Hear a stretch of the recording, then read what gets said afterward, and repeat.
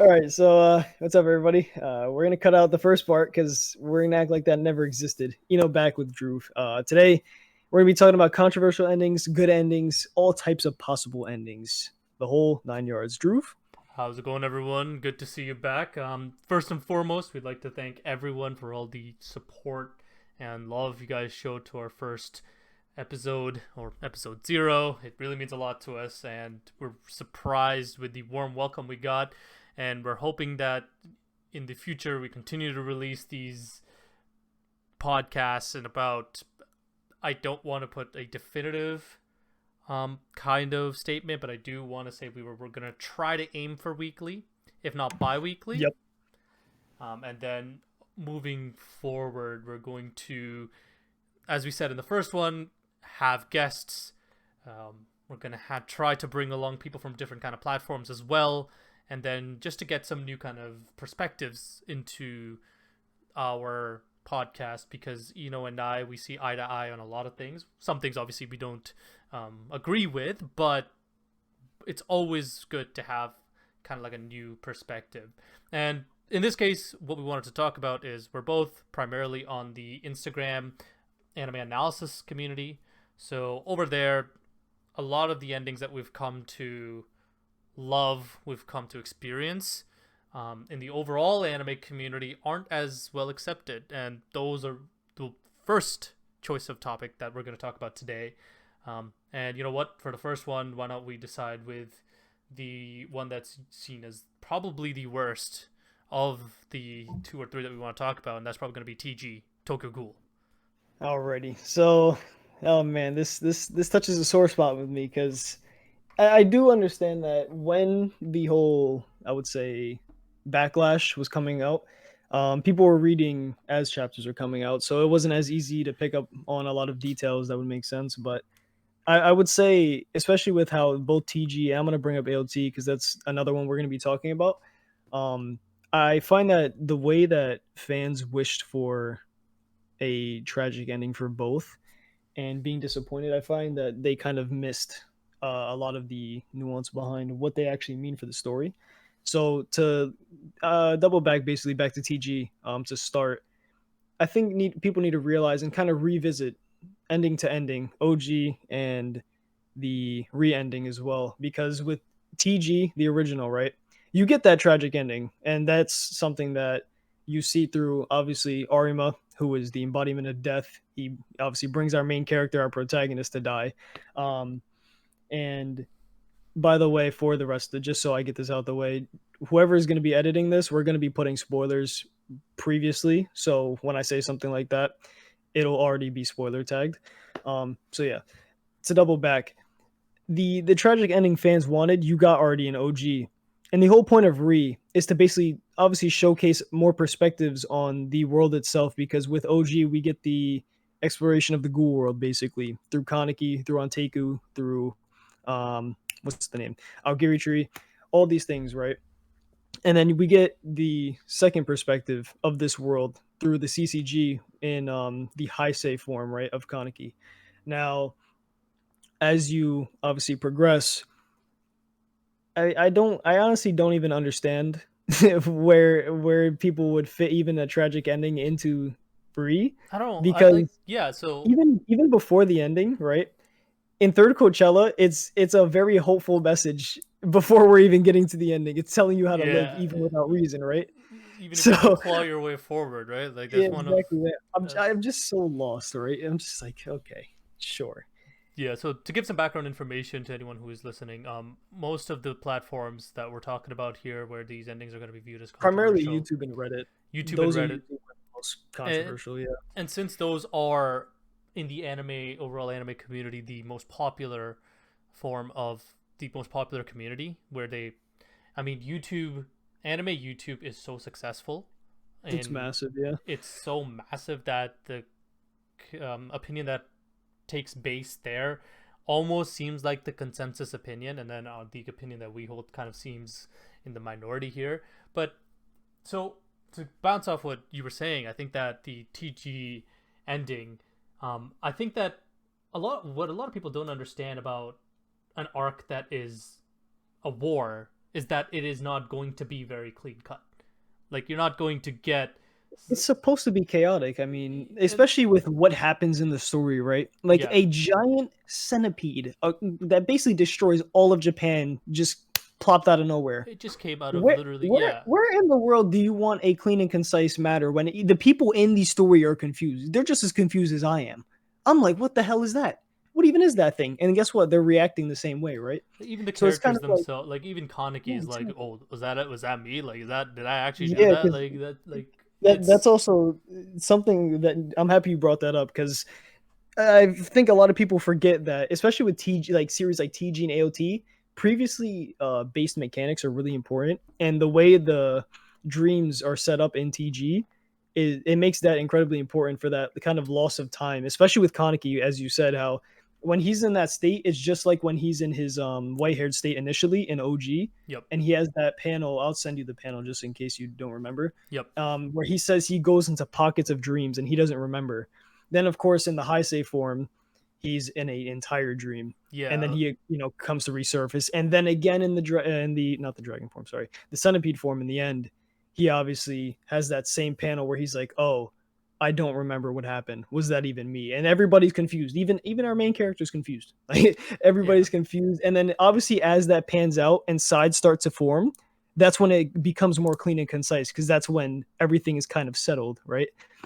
But It's that confusion that I think. So this is another topic that we've discussed, but it's when you have misconceptions of a series going into it. For example, that the main character or that the antagonist. So in this case, which is Furuta, right? Um, that he's supposed to be extremely convoluted and confusing, and which he is to a point, but it yes, it's leads like to this kind of you're already setting up your own misconception because once when he did his reread of Tokyo Ghoul, he was sending me panels and is like, I don't know what happened because he literally states his plan. I remember a clear cut panel, and this one I know you remember, where he's like, I'm yep. going to There's so many, bro. like There's like five whole panels of where first is like, okay, I want super peace, and then the next five chapters is him eradicating ghouls, and it's just like that's his way of achieving super peace as the chairman. That's his yeah, one of his like perspectives, there's right? one where he literally says, I'm going to unite the About the world dragon, against right? an enemy, written and Yeah, directed by Nimura Furuta. Like I know you know yeah, which one I'm talking yeah. about. That's that's the one where he announces the dragon plan. And dude, that what makes that page even worse when people miss it is he directly states somebody's like, "Oh, what about Kaneki? What's he in all this?" And Furta directly states, "Oh, he's on my side," meaning by the end, foreshadowed directly right there, stated Kaneki's gonna win regardless. And it's funny because I think a lot of people, with Furta, especially like you said, right? A lot of people find him to be one of the weaker points of Dragon. And I want you to put up on the screen right here his two childhood panels because the way TG characters work is everything is based off their core of their psyche, which is their childhood, and Childhood that's how trauma, everything right? Yeah. stems, right? And with Furita, just like everybody else, you get that childhood. It might not be as extensive as Kaneki's because obviously Kaneki's the main character. You see him for more of the screen time. But when Furita is shown, he has his two panels, and that makes up his core. It's the I'll destroy everything, and the I'll make the most of my time. And that's what creates the initial conflict that a lot of people seem to they always say, "Oh, he loved Rize, and that's all he wanted to do for the dragon." And I'm like, well, I mean, he kind of literally made her into what he didn't want. He, So I don't get that claim whatsoever. It's one of those things where I feel as though with rereads, I think a lot of people would come around and find that the hopeful message TG sends you off with to obviously juxtapose the original ending and how it's delivered through characters like Kaneki, Furita, even Mutsuki, her redemption arc in the end, right? yeah. Uda learning how to open up, right? All these things, I feel as though a lot of people would find this messaging to be far stronger once they see like the full message behind it and how it's delivered through these characters. Because then again, like I don't find it to be like I don't even get angry anymore when somebody misses something, right? Because there's so many things to keep track of that it's kind of like it's understandable, especially if you're Yeah. reading like weekly or monthly. Oh, I do. I like it's like let's say with AOT, I do not remember certain portions because I was reading monthly when it was coming Oh, out, and dude, I'm just yeah, like, 100%. Like it's yeah, like when someone tells me, "Oh, I didn't really understand Verita or something," it's I it's totally get understandable. it, right? Like I totally get where you're coming from. I think the thing is though, like even if you don't understand Verita, you should have at least seen Just the base Kaneki's understanding childhood of it. trauma and how that helped to form him, and how as he goes through the story, and just having that basic, I don't want to say basic, just having that understanding of how a story is structured and how the antagonist is supposed to be like um Able to test contradict, our main yeah, character, right, and exactly, like contradict him in a sense, in some and also aspects. the similarities because they're very glaring. I mean, Yes. it goes down to the normal life panel, the amount of kids they have in the end because Furuta had two kids in his normal life when it flashed before his eyes, and in It's a Beautiful Day you see Ichika, which is Kaneki's kid that's already born, and then you see Toka's pregnant. Like there's so many parallels that obviously I didn't see that on the first read. I'm gonna be honest. I did no, I did Um, not. When someone pointed out but that Toka was pregnant, I'm like, exactly. oh wow, I did not see that. But No. there's so many things that especially with the way TG is structured, I feel as though like let's say a lot of people start to revisit after they see this. Yep. What I would recommend is noting that Ishida loves to do a lot of parallels, but he never doubles back on it directly. He'll never like flash back into a memory of that singular panel and be like, okay, this is what it correlates to. You just have to make the connections. And as I just said, like with the normal life, right? That's one of them. It's random, but it's there. It's there. It's and And don't get here's also another thing. I find TG to be probably the most dense in its detail of mhm, practically any work I I've agree. read. But don't get overwhelmed, right? When you if our video does inspire you to maybe take a look back and see maybe where we're coming from, you don't have to go and try to pick up everything. I think just having a Oh, general you know, it's open, honestly impossible to be honest. yeah, if you go in with an open mind, just to be like, okay, maybe I didn't, maybe I judged it too harshly because I was reading weekly and I wasn't able to make the connections as the author intended. Even understanding, or even just coming to re-experience it, I think this time around, if you go in with an open eye and maybe not expect, like, go in and try to see it in a new perspective, you'll see where we're coming at, especially with other characters. Because if you didn't like Furta, and maybe this time you still aren't liking Furta, you can still look at the other characters who are explicitly developed extraordinarily well, even in Dragon, right? You got Urie and Mutsuki, like you said earlier. Those are practically as explicit as they can be with their development and their conclusions, right? And Dragon does so much for both of them, right? I hope that that's that, like, if not Furta, then at least you see At the how. very least, there's so many. Dude, the cast is so expansive. Like even there's even moments right where out of no like not out of nowhere. Sorry, wrong wording. Mhm, That characters that their arcs already concluded because there needed to be more focus on the new cast and re. mhm, They even double back, come back, and have their moments. Right, Toka when she says to hell with the pride because she was the one mainly in TG when she was in the limelight to be very prideful to seek revenge. Right, yes, and in the end she comes full circle and she's the one that lifts the mask to unite humanity. Right, yes. stuff like that. All these moments they're present and they're all present in arcs like even Sukiyama, he was like the most lustful thing in existence. Man's was sniffing Adore his a panel, bed. right, where he's like, I Yeah, just, and he's doesn't anyone crying, just want to right? help Kaneki? Like, that is such a Exactly. great moment for him. And again, it's like, I guess where I'm trying to come at is in this case where you've seen, like, maybe it's not the same structure, but think of what Ishida's trying to say in a story, right? And think of what he's shown up to this point when you're reading Dragon. Like, obviously, right, like, when if you think that any of the power-ups are, by the way, random or an ass pull, that's when I would tell you, if you have a critique like that, just pay more attention. Like, please pay attention to when Furuta is actually fighting people and when Kaneki is fighting people. Like, if you remember, was it 24th? Furuta just kicks his ass. Like, Yes. like There, it's it's there. funny because there you know what's funny about that. I did see one time. I don't think this is a mass critique, but Yeah. I have seen people complain about Furuta being way too strong. There's a literal panel in his backstory, right? When it flashes back, where even Arima recognizes his strength. And mind you, nobody is recognized by Arima except for Kaneki, right? Nobody. Like because he purposely does this so nobody becomes what he is because obviously he hates it. But we're not going to go into that. And for him to acknowledge Furta's strength as a child, right? That and he's automatic and you have to remember, Furta grew up in the same background, so he's getting that training. He automatically has the Kakuja blood within him because he's a Washu. He also has the what is it? The surgery Kaneki got, meaning he has a very powerful Cognate as well. All these things, right? They all culminate and they're all there. This is all there. Like there are several panels. I'm gonna make sure I send all these panels to Drew just in case he doesn't remember which specific ones are, or Oh, I'm even if sure. I, it Yeah, doesn't matter. yeah. Like Like we're we'll gonna edit have this all these in. panels on screen just so we can show that these things are there and they're very present. It's just a matter of it's just so much obviously because the cast is expansive, especially with what Ishida is trying to say regarding the many exterminations and stuff like that. Like for example, since we are talking about endings, right? I want to talk slightly about the thematic structure of TG. The use of exterminations and seeing both sides to them.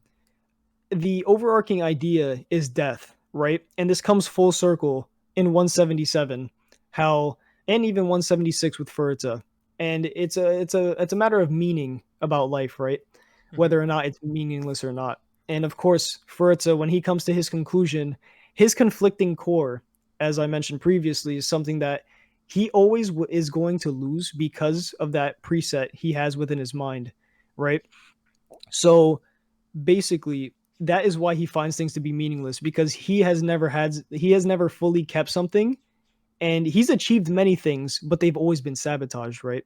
Which is why they always negate each other, and that's why he ends up feeling as though everything is meaningless and everything resets to zero, right? Yeah. But with Kaneki, he chooses to live on, and even if he has rolled with so many punches, he has sustained torture. He's played into the plans of many. He's Yeah. been abused. All these It's different terrible things, right? He's even experienced exterminations on both sides, being the exterminator and exterminated, right? And he still chooses to live forward, right? And I think that with the ending, I think a lot of people I don't really get the whole it needs to be tragic, right? that Because is a weird the whole complaint if point, you ask me. Yeah, yeah, I don't get that. because the whole point is to come full circle and give a message to contradict the very dark tones it's given, right? Yep. So I don't know, man. I It's just I don't see it. I've also heard pretty commonly that Ishida was rushed, and I think while I can't confirm that, I'm gonna have to look that up and research. I think I said in the last one that it is a fact that Ishida was rushed. Um, Saying it feels rushed is also, I believe, on purpose. Like because that is a fast pace of practically what's going on in that war because of the how that giant centipede rises up out of nowhere, how they're faced with a crisis, and how these characters have to come to some form of plan or action, right? Absolutely, yeah. And it's like that's where you have to see this because it's an act of desperation if you remember, right? When Kaneki Yeah, like is he says, "Oh, I'm not gonna see Toka again," and yeah he's literally distraught, like because it all stems from third Coachella when she initially brings him back to life, basically saying, "I'll see you later," and yeah he's like, she gives "That's him so meaning, right? cruel." Like he finds Yeah, meaning, exactly. and it's complete. It's so well done. I think is how it shows you Kaneki finding meaning and purpose within his life and how he chooses, despite like looking at this world that's so been so cruel to him, that no, I can find meaning, I can find purpose, and I'm thankful for whatever happened because it made me the person who I am today. Which And is you that met the people that you met and you have all that surrounding around you because even in 179, right, the whole point of that I can see why people don't like the way 179 was presented with everybody being caught up, but I think it's basically necessary because I yep feel as though it should at least wrap everybody up. And I think it does a great enough job of bringing a new hopeful tone and even showing that there's doubts within Kaneki, right? Because there's a panel right where he's like, nobody, or not, sorry, not nobody. It says something along the lines of, not everybody accepts me, obviously, because of what has been done. But a big thing about TG as well within the water sequence, for example, is learning to bear the sins that you've carried. Obviously, it's a fantasy story. So, of course, it's very out there and it's not directly applicable, but the idea itself is. I'd right? still find that the what he Yeah, tries to say, right? And speaking on hope, now that we've talked, I think, a little bit enough about TG, I want to transition into AOT. So from here AOT, on out is going yes, to be AOT spoilers. Um, yes. so AOT ending, right? Becoming that, seeing that emotion and that hope that got lost for Aaron, right? And now I understand that it's not seen well again on YouTube and Reddit. Dude, Mostly, even I remember on Tik, bro. You remember on TikTok initially when everybody was flipping out on how bad it was, and yeah. then there was like a massive. There was like I think five analysis. One was ours, one was I believe Lyrish, and the other one was, um, I forgot who, but there was somebody else, right? Mhm. And then slowly we started shifting just a little bit as a community. You know, it was nice to see because I think that AOT's ending overall does a good job, but there's a few things that I'm just personally not a fan of, right? Right. But I think that overall as an ending, I think it suffices, and I think it does overall like or drive the message I think that it's it was going like for, right? whatever Isayama was trying. At least here's the thing, right? Like, while me and you might have personal gripes about the ending, it is definitely not the complaints that I've heard that Oh everyone else no, has had about War it's for basically Paradise, the right? Like, same thing about TG, dude. Like, for what reason would Aaron stomping the world out do anything? I Like, just there's no meaning behind that. It's just like, it's just I edgy. just don't It's just like a understand why edgy people fest wanted him on the to internet. be cold. Like, I don't get this macho Macho Man having macho to, man kind of like masculinity in you the know, like sense it's like where it's hyper like, masculine in the sense yes, where he has sorry, barriers. that's the term I was looking Yeah, for, where you have this person, and it bleeds into even other anime. For example, My Hero. Remember when Deku was going through with Deku Jaeger or whatever, right? oh Like, yeah, yeah. for that In the one Tartarus, panel or some shit. he looks like a menace, dude. That's actually yeah, that moment's great. Yeah, That it's mention it, yeah. like it's surprising to me, especially because in War for Paradise, right? Like, I don't I don't see how you can read something where it's so, like, Attack on Titan has always been about perspective, right? This entire, like, Isayama drives it Absolutely. so That's why he hard, builds both, right? right? And Marley and Paradis, right? exactly, Like right? And the it's so idea necessary. is that it should have dawned on you when we didn't get much of Aaron's perspective past 131 that something is up, that this isn't right. Even his friends were saying this isn't right, this isn't who Aaron is, but we have to just do it, right? And in Marley, it should have been like, he says, I have to keep fighting forward, I have to keep doing this, Yeah, right? because his conflict is based in something like so out there. Because he sees, I believe the panel says, the past, present, and the future all at once. Yes. So he's forced to move forward, Like, regardless. A matter of if he changes that, well, he chooses not to because he wants to keep the timeline intact because he sees everything. he sees it, But and maybe that. even even if he did rebel against it, he would have to move forward, and things probably would not have changed very much. In all honesty, like it's something that he sees this future, right? He even like the whole point of him seeing certain memories, right? Of when, let's say, I forgot what exactly it was, but he sent it's basically confirmed he sent himself a memory because I Yes. believe it's Peak holding a gun at his head, which is something unnecessary from like Grisha, right? That's nothing that he would have like. There's no point in seeing that. But Yes. for him to see like a memory of that, that's something he needs to know for his past self. Because obviously, as he sees everything all at once, it's kind of like I think mesh. the biggest one example was when he knew that he couldn't do anything, was when Berthold was going, um or Yeah, or that he sent the yeah, Titan toward his mom instead of Berthold because instead of Berthold Berthold. couldn't die yet. And I mean, come on, that's just so tragic. Like, this is a boy that, like, at the root, he could have saved himself right then and there. He could have, like, like, the whole conflict of um the later seasons, when just how much trouble Bertold, that could have changed basically this whole story of Attack on Titan. Exactly. Right? Yeah, it would be like a whole different timeline because the whole point of Aaron is at birth he's been free. Like naturally he always has been, right? It doesn't matter where you place him. No, he's But he's always been a free entity and inside of several cages, and those cages obviously shift throughout the seasons. yes. The walls and the Titans, then his positioning obviously as a Titan holder when they people turn against him initially, right? Mm-hmm. He's feared, and then he's used as that sort of hope because he in the earlier season something else that is very underlooked, I guess I would say, because I don't see people talking about it, is he becomes a beacon of hope, obviously, when he plugs the wall, for example. That's Oh something yeah, that huge. scene where he's And similar to that's Atlas. obviously that's juxtaposed later when he becomes this like a literal monster. He Yep. looks monstrous because even his Titan form, it looks more human than monstrous. I would say, even Yeah, though he has like the mouth going, because he's got but the hair covering his eyes, which yeah, obviously is a representation of him caging himself, right? Still being imprisoned within that changing his form. perspective. Yeah, Yeah, and then like when you have, oh my god, that just reminds me of the Mikasa scene when he looks up remorsefully as if to kind of like this is it. show his pain. Yeah, Yeah, like his eyes. and Dude, his eyes are, oh excuse me, absolutely gone in that scene. oh my god, like the and I beg you to read the manga if you think that Mikasa is just a simp, because there is so much more to her character than just that. How like her scarf in and of itself should be a like just the meaning behind like attachment and connections and her own kind of independence and identity. It's so well constructed that that's just such a baseless accusation. Like it's wild that people actually think that.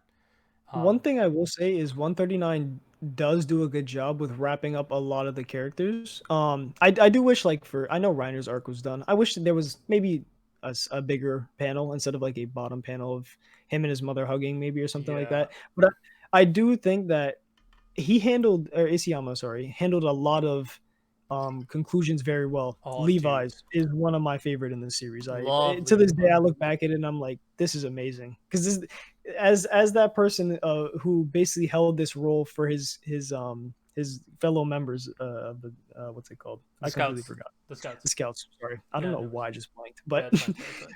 for him to finally see them and be at peace and to use that final salute is that's It so good, hit, it hit, so and good. like I also adore Hanji's like Hanji conclusion is with the fantastic. Titans. They're so beautiful. Like that to me is also just so well It also executed. drives home how you have to find that beauty within even like that you know how much suffering those titans cause Hanji, even Oh though man, her fascination was driven behind them to learn more, to learn about the unknown, right? And yes. once finally finding out, it's really tragic because these are literal people, right? Oh, That you are you're slaughtering literally you're to slaughtering just innocent beings that have no form of control, no right? no agency whatsoever. Yeah. Yeah, and it's one of those where finding beauty in a I can't remember what it was for Mikasa in a cruel world, I think it is, right? That's one of her core Some concepts, and yeah. you see it explored through other people, right? How Hanji definitely found that beauty, how Levi found it, and how Oh, Mikasa Armin herself as found it. well. Armin Well, Armin's especially. story is well done, like the one panel where I, he's yeah, I will say the panel where he releases the bird is one of the best in the ending. And yes, in 139 when he says let us tell our story or something like that. That is very incredibly very powerful. that And I is think really well that's done. one of the panels that makes 139 on the better side for me rather than me disliking it because I find as though that wraps up a lot because it even brings about the user perspective again, right? Because even though things aren't fully changed, right? Because Hmm. you can't shift the world in one event. Yes. Obviously, even in wars in our world, it stays true. Things do not shift entirely, right? That's Um, exactly the point of Aaron, is that like even though he did all of this, just because the world went back to war, that doesn't mean he failed. He wasn't trying to end war. He wasn't trying to bring upon like world peace it's forever. It's impossible. it's impossible to bring about That is an like to impossible basically concept. to end the concept of hatred in general, but it's not impossible to stagnate it, to Yes. help prevent it in certain possibilities, right? Because obviously through that, so I was saying how both Armin and Mikasa are central figures of the idea of hope in AOT, and for them to basically use that story idea, right, of being able to speak about what happened to them and share that experience, it was shown that even on like the smaller side characters with the two commanders of the opposition when they were ready to die together. I believe it was like the two bald command. I forgot what their names were, Yeah, it's but that fine. Yeah, stuff like Pixis that. and then someone else, I think. Yes, yeah, yeah, and then the Marley guy that would like helps with Gabby and all them. Yeah, Those yeah. two. Okay, so even stuff like that reinforces the overall messaging of obviously 139. So I think that overall it's similar to TG how instead of wanting like this edgy, I guess like slugfest, I'll just say, or like massacre, it just does not make sense in line of what these authors are trying to say, because let's say they go through with these dark endings, right? What are you left with except for, oh, that was cool, he stomped, like for Aaron, oh, he stomped on everybody, Like, yeah, we're what is the very takeaway there? safe. Like, what do you think Aaron's character was meant to represent at that point? Like, what do you think Isayama was trying to show? Like, and that's what I always ask when Yeah, people are like, "How do you analyze?" I'm like, just ask why. Why is the author doing this? That is probably the most central question you can ask yourself at all times, at any times, right? Like, why would Isayama make Aaron do this, right? And if you can give a legitimate answer, and I hate the whole idea that there was a whole Reddit post where people were like, "Oh, look, these actions contradicted what Aaron said or like earlier or whatever." Right? That's the it's called entire conflict. point. That's the whole It's point. Is he called was putting conflict, up a bro. facade. He was putting Exactly. up like this front where he was doing something when he, in actuality, he didn't want to. Right? Like that's quite literally Aaron's conflict. That is what he as a character is like. It's bonkers to me that you can think that you could list out things and that just makes Aaron better. Like you literally I gave me I points that think made Aaron that better. when you take away that central conflict to Aaron, it makes him so one dimensional. It just makes him like this Guy just on forefront revenge. Yeah. the forefront face of revenge that it wants to enforce his agency against everything. Like that takes away every singular bit of nuance to what he is as a person. How he's forced to reflect that he's the same as Reiner, And for I mean, example, in come Marley. on. This is the Like same it's just, author who wrote Erwin, and you saw how Erwin was written to have that conflict of even. I'm using Erwin because he's probably one of the most explicit characters in the series, right? How and he's one of the most commonly loved as well. yeah, So that's why I'm yeah, using him. Like how even he is layered in his motivations, right? Because he wants to obviously do the best for humanity, but he wants to see what's in that basement because that's been his lifelong that is his literal goal. That's goal. why he existed this entire time and pushed himself so far, Right? right? Like Is to see that. the And idea for him to is that relinquish that is, oh man, that no, so it's good. so That it's speech, so like good, man. Hero and that speech is just like overall like so well done. Like it's loved by everyone and rightfully so. Rightfully. Rightfully I so. think AOT does its best moments in the anime. Like I know that I haven't read the earlier parts of the manga because I was watching this a long time ago.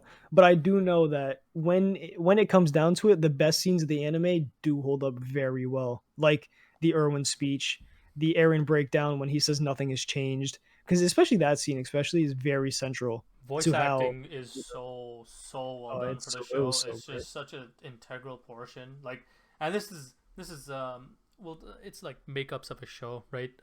Now kind of moving away from AOT because we've also talked about AOT for quite a bit. Yep. I do want to say one disclaimer for both Eno and I is that again we could benefit from a reread. I think that AOT is a fantastically constructed series. I have my personal claims about the ending, not so much narratively or thematically, just personal gripes. But obviously, it is something that where if we read the earlier sections, I'm sure they'll reinforce what we are trying to You say, already love about it, yeah. right? And Because just agree. recently did a TGVB, that's why he was able to go a lot more into depth with it, and of course, I promise you, the detailing that you want is there in Attack on Titan. It's there. Like I know it's there. If Yeah, you it's definitely present. and if I have to shout out anyone, if you ever need to read anyone's analysis, it's going to be Shash on Attack on Twitter. I will give a link on in the description, maybe even flash up a picture, because he He has is something on the everything, most basically. knowledge I know on Attack on Titan, pretty much, Absolutely. right? And now I think the next section that we wanted to talk about were good endings, correct? Yes. Yeah, we'll skip over Beastars for the controversial endings. I think we'll be all right.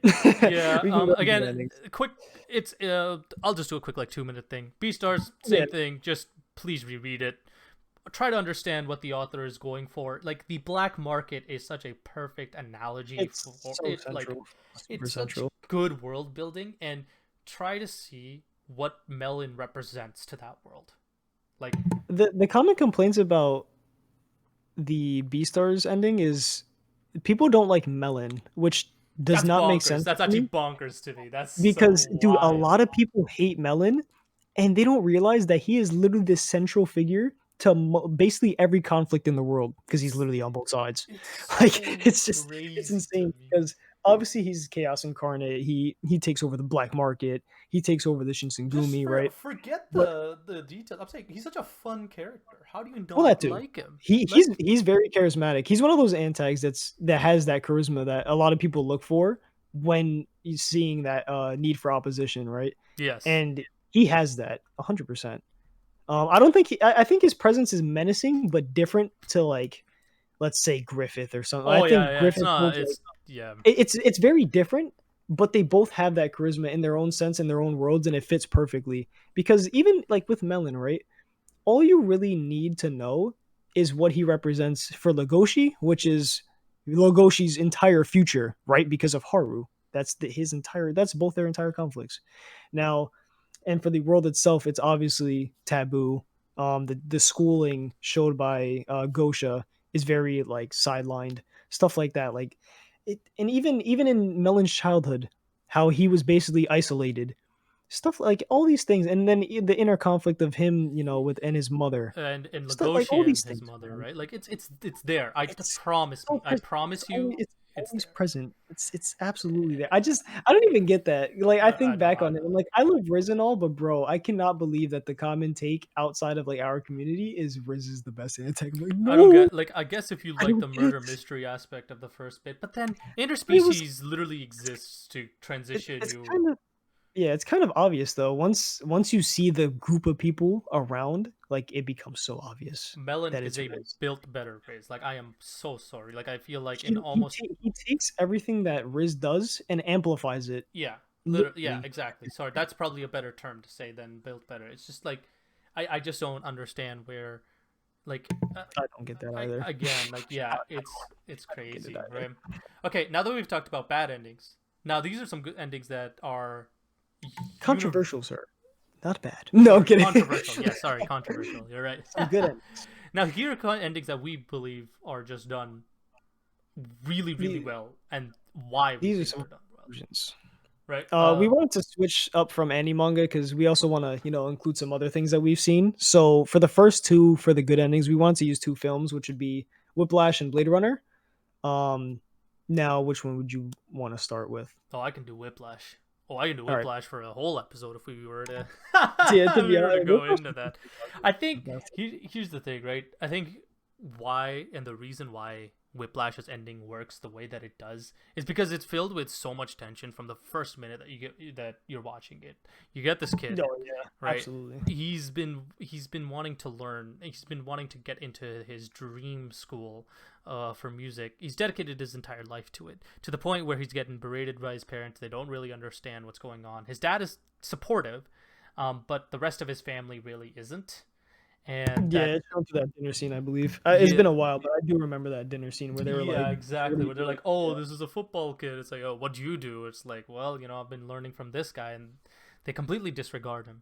But in Whiplash, the tension between Fletcher and Andrew is so palpable, and it's just that both their actors are just brilliant. Like both of them just did such a brilliant performance in engaging each other, where one wants to push an artist to become great, and the other has that ambition to become great, right? And through their constant clashing, you're never sure of is who's going to Will he quit? will he quit, Like, will will he Andrew quit? Will become he great, falter, or will he, yeah, achieve what Fletcher sets out to make him? Right, and then and that, like that ending, also even just like how it's shot, just every single moment, it's just so full of tension. You're on the edge of your seat. You're like, is this it? Is like this where it happens? is he going to succeed, is he going to fail, like, and then when that final solo comes in where he keeps drumming Hmm. and the and here's an interesting tidbit. They practically don't show the audience there because it doesn't matter. It does not matter what the audience thinks because Because that he's moment, already in their minds, they've already asserted that he's become what they've been seeking this entire film, right? yeah, And I love how they don't entirely tell you what Fletcher says, and it's up to it's up to like a few interpretation. Yeah, interpretations, right? yep, For one, I think people say he says greatness, and I forgot the other one. maybe good job. something, yeah, something along those Something lines. he because he said Oh yeah, earlier. because he hates saying that, right? So Yeah. for him to finally become great, that would also be really good. Either way, it's because it's like a battle of egos, right? Mm-hmm. W And for him to, like, let's say it's we go with the good job interpretation. That's Fletcher releasing his ego because his job is fulfilled, right? Yep. And that's just amazing. Or if he says greatness, he realizes that it's finally been achieved, right? Yes. And Whiplash is just one of those movies that, even though I can see why some people find it to be a bit much, I think it's necessary in showing that how far passion can lead people, especially when two people full of it are continuously clashing to make something happen. Because obviously it's very extreme, but a lot of people that make it big in the world in general, they have to go through extreme measures. Like for Yes. example, I don't know, like I'm gonna just use a random example: prank pages that are real, right? They do crazy shit, and it's just it's insane. You're like, okay, well, that is this even real? And then if it comes out to be real, you're like, wow, well, these people were actually insane for going up to somebody and asking that question, right? Could be Mr. And Beast as well as another good example if you want to go oh, stick with absolutely, YouTubers, right? Like his dude, he's awesome. I His it's ideas are just so crazy. unbelievable like how much he's just willing to invest into a video and just go for it. That's And nuts. it's all that passion behind it, and it's obviously that the double back into the film Mm-hmm. where that ending is created solely from the very beginning moments of that passion filled practice that we're seeing. Every single moment he's trying his hardest. Weren't his hands bleeding as well? And he's icing them, stuff like that. At the end I or at the beginning? No, beginning, I believe. I'm I pretty think sure, like, so. when he Yeah, I goes back think to his so. room, Yeah. he's icing his hands, like, it shows how hard he's been working, right? And he even pushes himself and releases his ego a little bit to work under somebody that berates him literally, like, 24/7 All the because time, right? because Fletcher actually had good intentions, like, in that one scene where he says, "Are you on or are you off?" And he's trying to assert that Andrew knows what he's doing. And Andrew, because he falters under the pressure, he says, "I don't know," even though he was completely on tempo.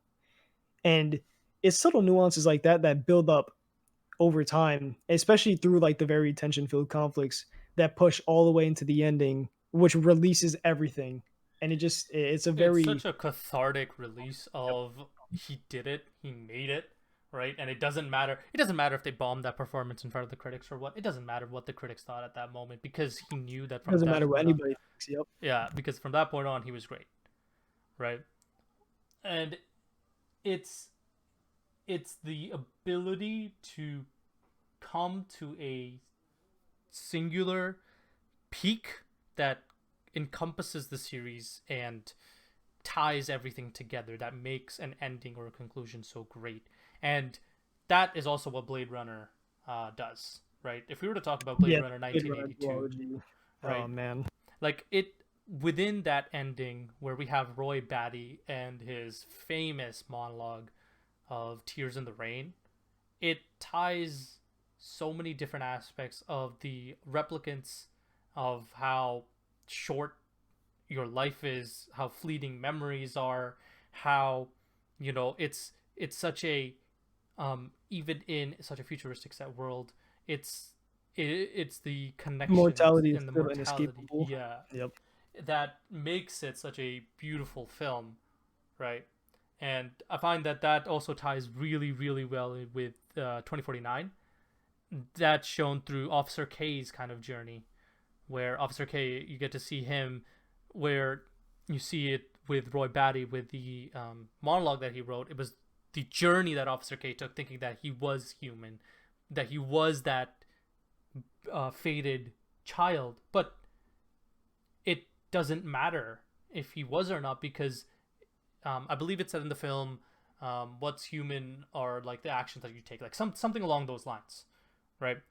And that's also like ties into that final scene where Officer K is on the ground and he's the snow is falling onto him, kind of similar to Allegorical to the rain. the I two find that, like, for example, in both series, memories is a big thing, right? very very And big. in 82, which is the original Blade Runner, right? They have a scene where Decker is quizzing that one. I forgot her name.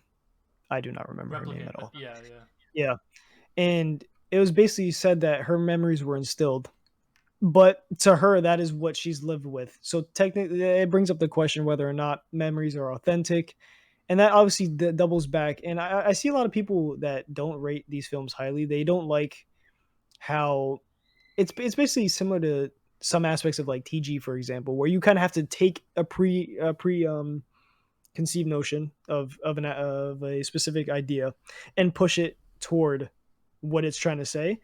And Blade Runner does that, where it shows how that memory, right, it correlates into Tears and Rain because he goes and says his experience to somebody. He opens up after he's already met his maker. He's already met the thing or the being that made him, and he realizes how fleeting his time is. He has to revel in it, and eventually, when he comes to his end and it's time to die, he's able to look back and reflect on these memories. Now, it's never confirmed whether or not those memories are even real, but it was stated, I think, probably first 5 minutes of the movie that he was a battle replicant, meaning those memories are most likely his, and he did experience these things. And it makes that moment hold so much weight because the movie, the entire time, is in rain. Right, the world is crying, no matter what the circumstances are. The rain is always continuous, and it in that final scene when you finally get those lines regarding the tears being in rain and the things being fleeting, it all comes full circle. And then that obviously transfers over to the 2049 film as well, where the snow is falling upon Officer K after his life experience is now basically gone because he's dead. Um, and I think that with both these endings, right, especially like for, let's say, for Blade Runner 2049, Mm-hmm. there's that one scene as well with the memories where he goes and discovers them. I don't remember this movie as well as 82, That's but I fine. do Yeah, remember that scene, right? yeah. It's when he's going into it and he's finding out that they can fabricate memories, and it was actually her own memories. Like that, it was the girl there constructing it from what she knew because she was the human, right? But the memories that got implanted into him, it's the same kind of concept that you were talking about. Is, well, does it matter if they're real or not? They're yours, right?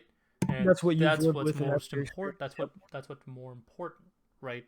And it's just so, I find that both movies, again, it's when you can bring forth the entire movie within a couple of scenes and wrap it up super nicely, that's what leads to good conclusions.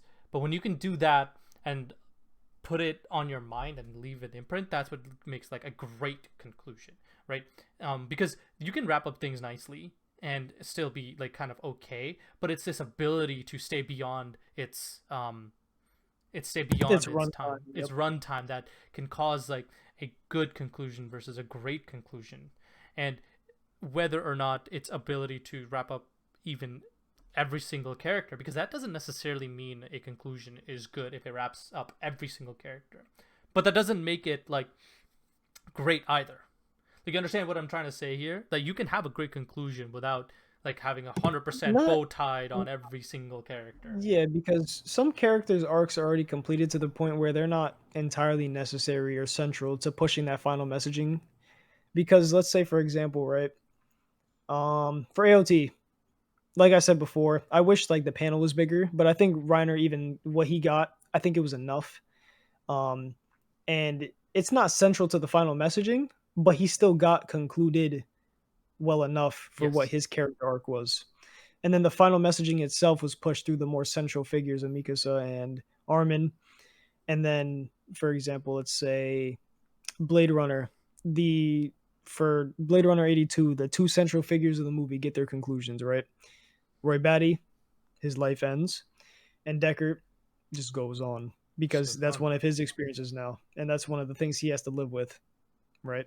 Yes. So and then there's not like, let's say, I mean, you don't really need to, for Blade Runner, you don't need to wrap up like the shopkeepers he's interviewing, right? Like, Not it's at useless. all. You It's don't need just to interview the, I don't know, like the random or the head of the, what's it called, of the, I don't remember what Roy does to him. I'm not gonna lie to you. My memory on these movies are not that good, but but I will it's say that fine.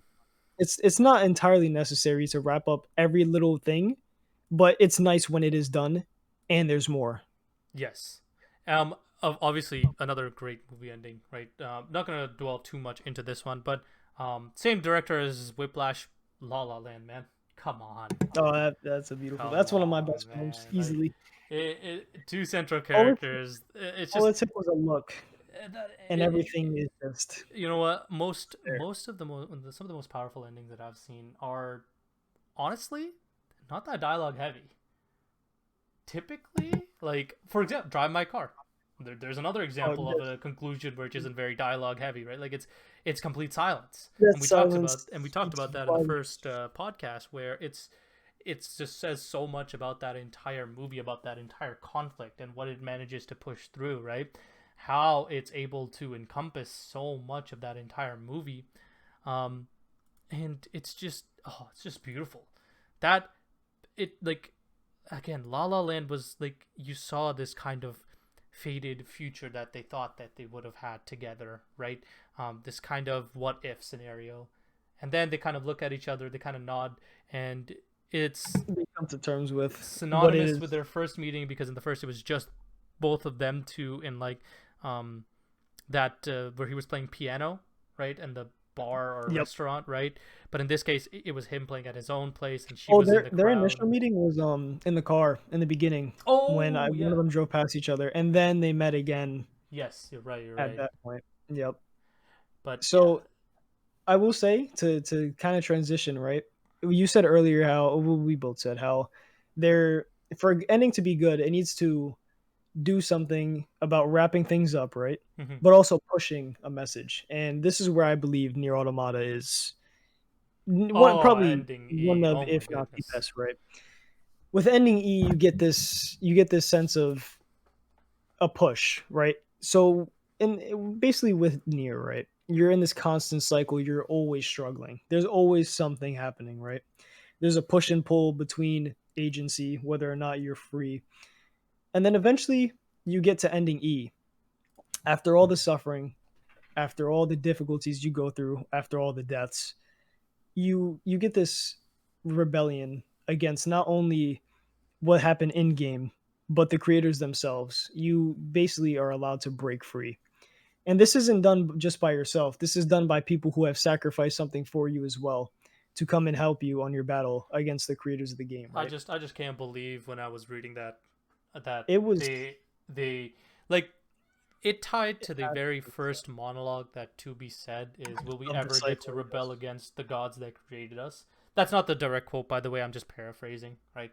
Um, but it shows you just how well thought out and The structure of the the series is, and series was, eventually because it it's wraps up everything because obviously it includes 9S and 2B after the fact, right? yep. When there's a possibility that these pods can revive them. And even upon revival, that uncertainty of the future, of whether they'll fall back into the cycle or not, that possibility exists. But it tells you that being alive, right? The possibility that they even have the chance to live again is more than enough to change that future for themselves. And it's something that near initially, right? It's something that it's so drought out and or dried out. It's so grim and It's a sense of it's very despair, gray. right? Yeah, it's a Yeah, sense of despair that it continually pushes. You see 9S struggling with his own kind of internal conflict with 2B. You see and how even existing. Yeah, A2 is struggling with her trauma, right? You see 2B struggling with, this kind of sense of duty and purpose. And when you come to realize that, and even the machines, dude. Like even like Pascal, once yeah, seeing all the kids, it's it he wishes to commit suicide after facing despair. Like it's that's a robot. That's yeah, crazy. it's just the idea that, like, is there any kind of hope for them? Like, why should they continue living in this world, right? Like, what if When they they're have no fated to sense of live that purpose, they cycle. have no fate, like, what is the point, right? But that's what's so beautiful about ending E is that it talks about how the future is yours to take, that you can create any kind of future that you want to do. And the matter of the fact is, just the idea that that exists is hope enough for you to continue And it's going. more enough to continue, whether or not God is dead, right? Because that's obviously one of the big ideas. Whether or not God is dead, whether or not there's a reason to exist, just living and having that possibility at a change in the future that is by your own excuse me, your own hand is more than enough. Yeah. It's really beautiful too because the way that the notion of gods shifts as well in the series, leads up to the point of, regardless of which you believe in, or even if it's quote unquote dead in that sense, there's always that sense that you yourself is enough to push forward regardless of whether or not there's something looking down on you, something that's putting you through the suffering, right? And it pushes that message after wrapping everything up nicely. And then there's something that's left for a lifetime. I don't think I will ever forget the first time I played the Nier ending. I And then love there's that also ending. Yeah. a farewell epilogue, which I do not want to go into just because you haven't seen it, but it basically reinforces that same message, but on a more personal scale for 9S and 2B, Oh, I which definitely is need to check that out. So, by the way, yeah, anyone listening to this, after you complete the Nier Automata game, there are kind of there is additional content that you can do. Not video game based, but more so text no, based. it's a few there's a few concert, it's like read out loud basically of from the voice actors themselves, and it's basically points in time. Like for example, there's some before the game even happens, there's some inside the game, and then there's obviously the farewell, which is directly after ending E, and there's 1 second. Yeah, no worries. So, Sorry, I don't know, my dog is going crazy, but there's also a few novels. There's one based on 9S, which is called Yorha Boys. There's one, I believe it's short story long is A2, and I think long story short is 9S and 2B. yeah, so like you definitely wanna, if you enjoyed There's Nier, quite a bit, definitely yeah. check these out. We'll include a link in the description on where to find these. I think will let me know, and we'll put Yeah, it there I'll if you want to experience it.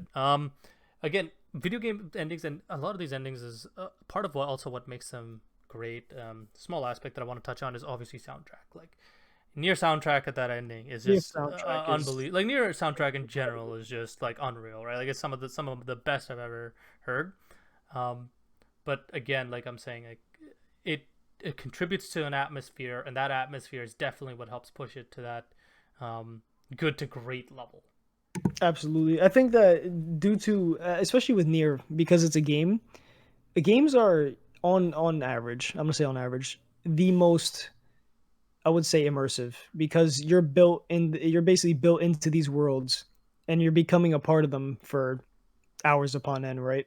And eventually you become so immersed that that world like basically becomes yours, and by the end of Near, you're a part of that suffering, you're part of that cycle, and you yourself as well as the characters break free, right? Oh, And definitely, yeah. that's where that push and that final messaging comes in so well.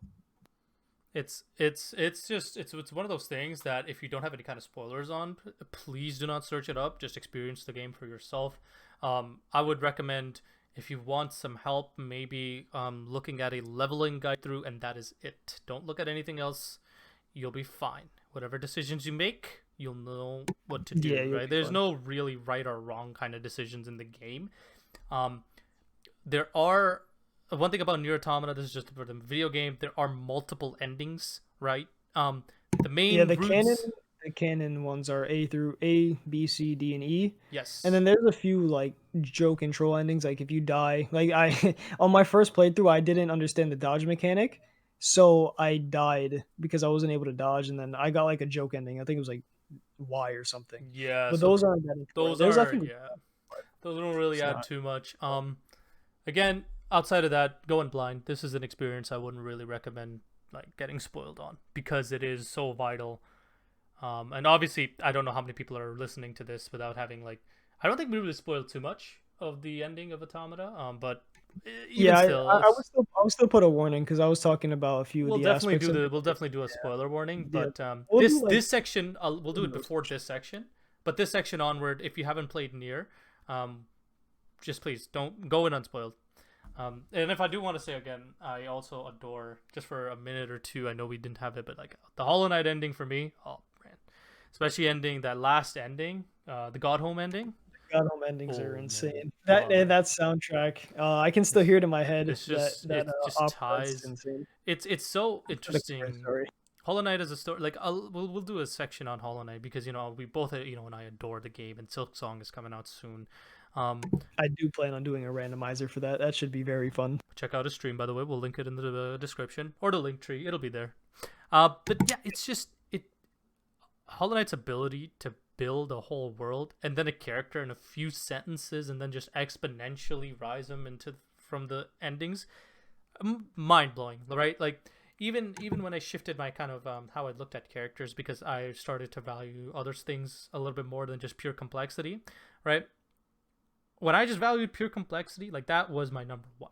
Like it's just unreal what he was able to accomplish. It's funny because the knight is basically like the ultimate underdog story. It's so Yeah, funny. Like he actually starts from the bottom, unironically. L- But quite literally, yeah, right? Like it is like was saying with video games you become so immersed in the world and then you come to realize how every single aspect of that literally world everything is the knight. Every builds to every the part night. of it is a part of the knight. It's crazy. It's just Even it goes down even to like the smallest of things like the gravedigger, how the knight constantly kills and he negates, right? He mm-hmm. uses that soul to basically become. And then with the gravedigger, the more he kills, the more he has to work. Like it's just small things like that are just so crazy. Because you as a player, you're the one that's enforcing your will to do that, right? So you're forcing something in the game that he because the gravedigger even comes and tells you like at one point in the game he's like you keep making me work and it's kind of funny. It's a little nod. So like, those slight the things help the world become both more full. in both games, the fact that your will is directly tied into a core aspect of the game. And I know how weird this sounds if you haven't experienced both games. Trust me, I understand how weird this is. Like, what do you mean you're enforcing your will in every single game, right? Because you're playing as the player. Trust me when I say this. It's very different in It's far more direct. Like yes, it's very direct because some games your will is aligned with what the character's doing most of the time, right? Because these characters have personalities, and then eventually your or actions are it's a what self-insert are kind of thing, coinciding with. right? Like you know Yep, what I mean. But Dark Souls, for example. yes, But in this case, what your will is versus what the character is doing are kind of two different things. And that's the best way I can say without really spoiling Automata or Hollow Knight, yeah, without spoiling either game. But it plays into an aspect of their character, and that's actually bonkers to me. Once I came to that point for both games, I'm like, wow, that's so me as a human being, like playing this game, they took that into account, right? More so than just other things, but it's just incredible, right? Now speaking of good endings, we are nearing about an hour here. So do we want to do holy that shit. last thing that we were talking about, or do we want to I save think that we for another video? I think we can save the possible endings for a next video because I think we can go just as in detail about Yeah. those So three series. So I think we leave it up to a mystery. I say if you've made it this far, right? Give us a few series that we can talk about or that you think we will talk about in the next video for possible endings because we have a few on mind already and to add to it, we don't really mind. But I think you guys will be able to guess them due to obviously them having to be possible and not already done.